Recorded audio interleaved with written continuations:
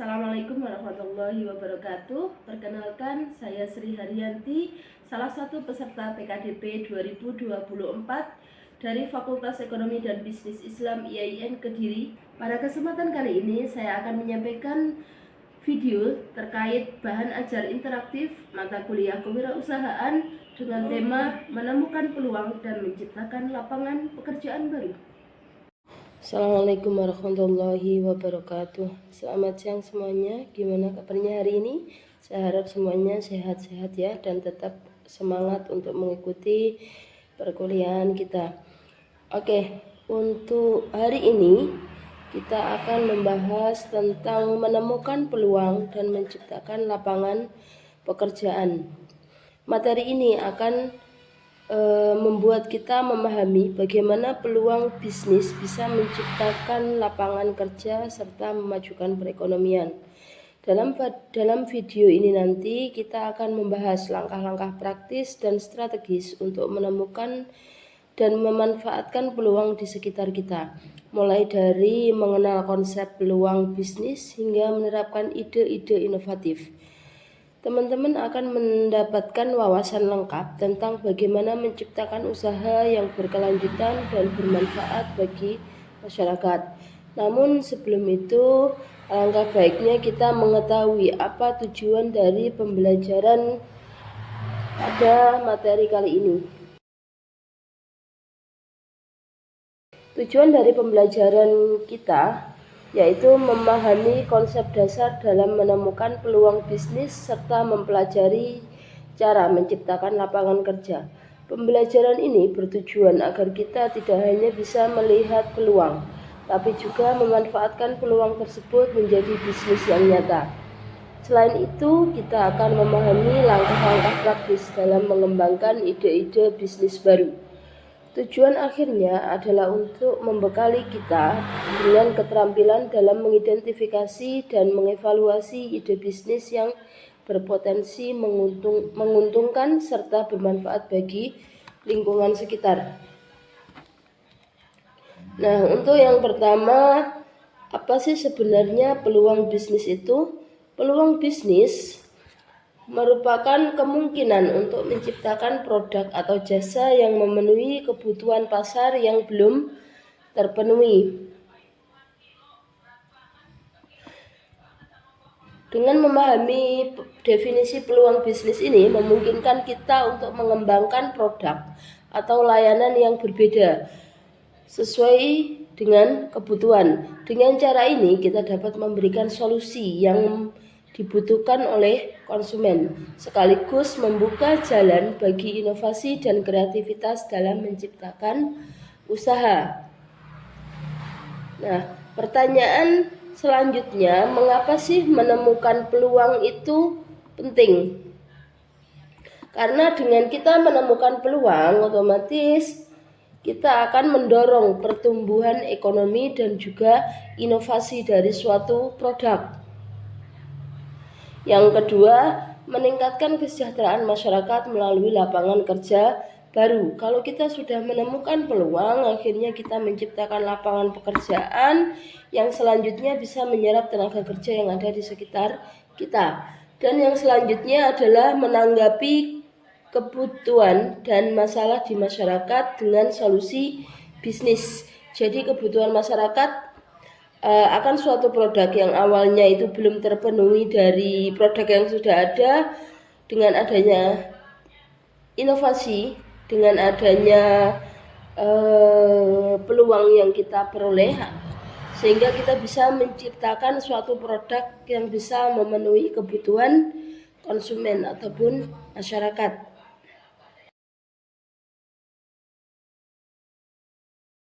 Dari mana saja kita bisa memperoleh sumber peluang bisnis? Yang pertama adalah kita bisa memperoleh peluang bisnis dari menganalisis masalah ataupun keluhan dari pelanggan. Biasanya kita ngobrol-ngobrol gitu ya dengan para pelanggan ataupun konsumen. Nah, biasanya mereka akan sharing, akan bercerita tentang keluhannya terhadap suatu produk di mana kebutuhannya belum tercover dari produk yang ada. Dan yang kedua, bisa dari perubahan sosial dan teknologi dengan kita memanfaatkan tren yang sedang berkembang dari media sosial, dari teknologi. Kita juga bisa melihat potensi bisnis yang relevan di masa depan. Selain itu, perubahan kondisi ekonomi juga dapat mempengaruhi daya beli dan kebutuhan konsumen yang juga menjadi pertimbangan penting dalam melihat peluang. Oke, yang selanjutnya adalah cara menemukan peluang bisnis. Cara menemukan peluang bisnis ada beberapa cara ya, diantaranya yang pertama dengan observasi lapangan, riset pasar, ataupun brainstorming kelompok. Langkah-langkah ini sering digunakan untuk menggali ide baru. Observasi dan riset memungkinkan kita mengumpulkan informasi langsung informasi langsung terkait kebutuhan konsumen. Brainstorming di sisi lain bisa melibatkan tim atau komunitas untuk menciptakan ide-ide kreatif secara kolaboratif. Kombinasi dari berbagai cara ini memungkinkan kita untuk mengidentifikasi peluang yang mungkin tidak terlihat pada pandangan pertama. Nah, ini selanjutnya menarik ini, yaitu ciri-ciri peluang bisnis yang baik. Sebenarnya gimana sih ciri-ciri dari peluang bisnis yang menarik itu? Yang pertama adalah memiliki nilai tambah bagi konsumen. Yang kedua, realistis dan bisa dijalankan, menjanjikan keuntungan serta dapat bertahan dalam jangka waktu yang panjang. Dengan kata lain, bisnis yang baik adalah yang tidak hanya menguntungkan, tapi juga memenuhi kebutuhan konsumen secara berkelanjutan.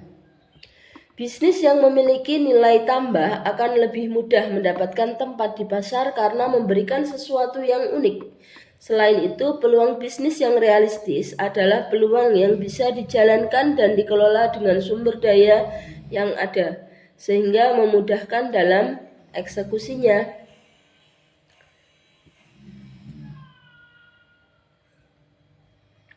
Menemukan ide bisnis baru. Salah satunya adalah dengan mengidentifikasi kebutuhan atau minat pribadi, seperti yang sudah dibahas di atas tadi. Jika kita memulai dari hal-hal yang kita kenal atau kita sukai, akan lebih mudah untuk menemukan ide yang relevan. Teknik lain adalah benchmarking atau belajar dari bisnis yang sudah ada untuk menciptakan inovasi. Jadi kita jangan sungkan-sungkan untuk belajar dari bisnis-bisnis yang sudah sukses. Yang selanjutnya kita bisa menggunakan pendekatan kreatif seperti teknik Scamper, substitute, combine, adapt, modify, put to another use, eliminate, reverse. Teknik ini memberikan sudut pandang baru untuk menemukan atau mengembangkan ide-ide yang menarik atau sesuai kebutuhan pasar. Nah, kalau di bahasa teman-teman ya, biasanya kita mengenal juga istilah ATM, amati, tiru, dan modifikasi. Jadi kalau ada suatu produk yang sudah booming, yang sudah laris di pasaran, kita amati, lalu kita tiru produk tersebut. Dan ini step yang terpenting adalah kita memodifikasinya. Jadi ada nilai plusnya yang membedakan antara produk kita dengan produk yang kita tiru tadi, ada pembedanya. Jadi ini harus benar-benar berbeda, bukan hanya meniru persis dengan produk aslinya. Jadi ada nilai plusnya, ada perbedaannya produk yang kita miliki dengan produk yang kita tiru tadi. Yang selanjutnya, langkah menciptakan lapangan kerja. Slide ini menjelaskan tahapan dalam menciptakan lapangan kerja, dimulai dari menentukan segmen pasar, memahami siapa yang membutuhkan produk atau jasa kita akan membantu dalam merencanakan operasional bisnis. Segmen pasar yang jelas adalah kunci untuk mengetahui kebutuhan spesifik yang akan kita penuhi. Selain itu, perencanaan operasional dan pengelolaan sumber daya juga penting. Sumber daya yang dikelola dengan baik dari sisi manusia maupun bahan baku memungkinkan bisnis untuk berjalan secara efisien dan memenuhi kebutuhan konsumen yang optimal. Yang selanjutnya adalah mengembangkan ide menjadi suatu usaha. Jadi jangan sampai ide yang kita miliki itu stuck atau berhenti hanya sebatas ide-ide baru tanpa adanya aksi real untuk mewujudkannya menjadi suatu usaha. Langkah pertama adalah membuat prototipe atau versi awal produk yang ingin kita tawarkan. Dengan prototipe, kita bisa melakukan uji coba pasar untuk melihat apakah produk atau layanan tersebut benar-benar diminati. Setelah itu, rencana bisnis yang matang perlu disusun untuk mengatur strategi pemasaran dan operasional bisnis ke depan. Rencana bisnis ini menjadi panduan utama dalam menjalankan usaha agar dapat berkembang secara efektif dan sesuai dengan visi kita.